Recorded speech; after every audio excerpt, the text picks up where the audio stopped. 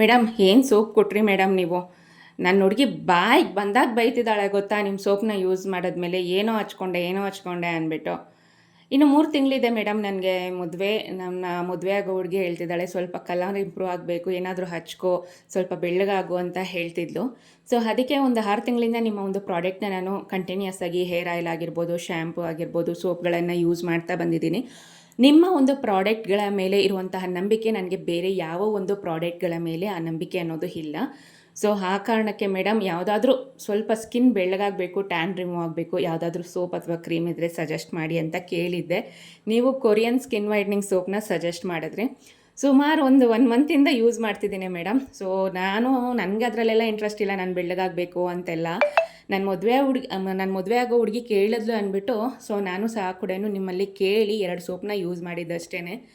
ನೆನ್ನೆ ಹೀಗೆ ಮದುವೆಗೋಸ್ಕರ ಸ್ವಲ್ಪ ಶಾಪಿಂಗ್ ಮಾಡಬೇಕಾಗಿತ್ತು. ಸೊ ನನ್ನ ಮದುವೆ ಆಗೋ ಹುಡುಗಿಯವ್ರ ಮನೆಗೆ ಹೋಗಿದ್ದೆ.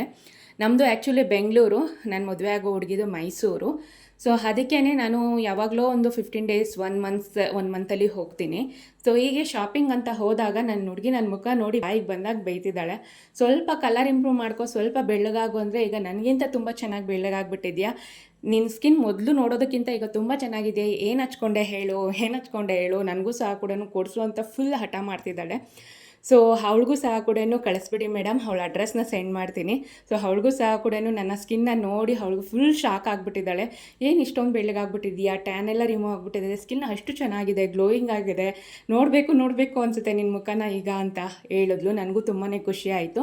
ಸೊ ಅವ್ರಿಗೂ ಸಹ ಕೂಡ ಕಳಿಸಿ ಅಂತ ಸಂತೋಷ್ ಅವರು ನನಗೆ ನೆನ್ನೆ ಮೆಸೇಜ್ ಮಾಡಿದರು. ಸೊ ನಿಮಗೂ ಸಹ ಕೂಡ ಬೇಕು ಅಂದರೆ ವಾಟ್ಸಪ್ ಮಾಡಿ.